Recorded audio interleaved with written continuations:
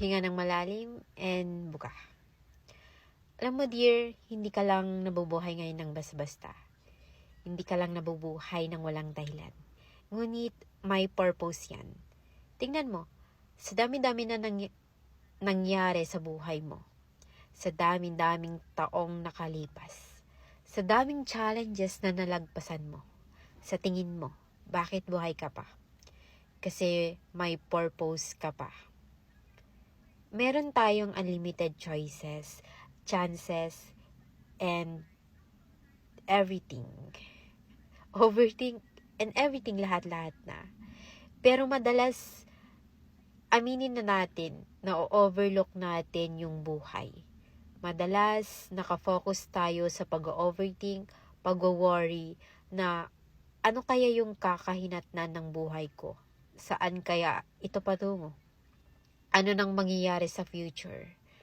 Minsan, sa kaka-focus natin sa future, hindi na natin nabibigyan ng halaga yung present. Kasi di ba nga, kaya tayo nai-stress Kasi iba't ibang daanan yung tinatahak natin, iba't ibang focus yung ginagawa natin. Focus lang tayo sa present, kaya tayo naliligaw Kaya na-realize ko lang ngayon, nasa harapan na natin yung solution. Pero madalas lang kasi, yung ginagawa natin is emotion bago solution. Wala namang masama kung soft-hearted ka and emotional ka. Hindi naman pagiging OA or dramatic. Kung yun yung naramdaman mo, di pakiramdaman mo. Free ka naman na maramdaman lahat ng emotions na dapat mong maramdaman. Kasi hindi naman tayo pabata Ngunit patanda ng patanda ng patanda. Pero ang sinasabi ko, hanggat nabubuhay ka, may dahilan para magpatuloy ka. At may dahilan kung bakit nararanasan mo ang lahat ng yan. Kaya, hinga ng malalim and buga. Kalmahan lang natin yung buhay kasi ibibigay ni Lord at ibibigay niya ang buhay na para sa'yo. Ang matagal mo nang pinapanalangin, not for yourself, but for your family too.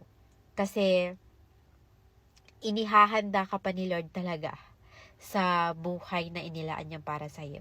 Yung attitude mo, behavior mo, and character. Most importantly, yung mindset mo and yung faith mo. Binubuo ka pa talaga ni Lord. Inihahanda ka niya. Tingnan mo, ibinibigay naman niya sa iba Ikaw pa? Hindi ka naman niya ikinakaila or hindi ka naman niya sineseparate sa ibang tao. Ibibigay niya yan at ibibigay niya. Talaga lang may mga bagay ka pang dapat matutunan. May mga pagkakataon or may mga situation ka pang dapat maranasan para sa buhay na para talaga sa'yo. Kaya kalmahan mo lang. Huwag kang makipag-compete sa ibang tao pero makipag-compete ka sa sarili mo. Kasi yung sarili mo lang naman talaga yung kalaban mo, wala nang iba. Huwag kang addict, dai. Yun lang, babu.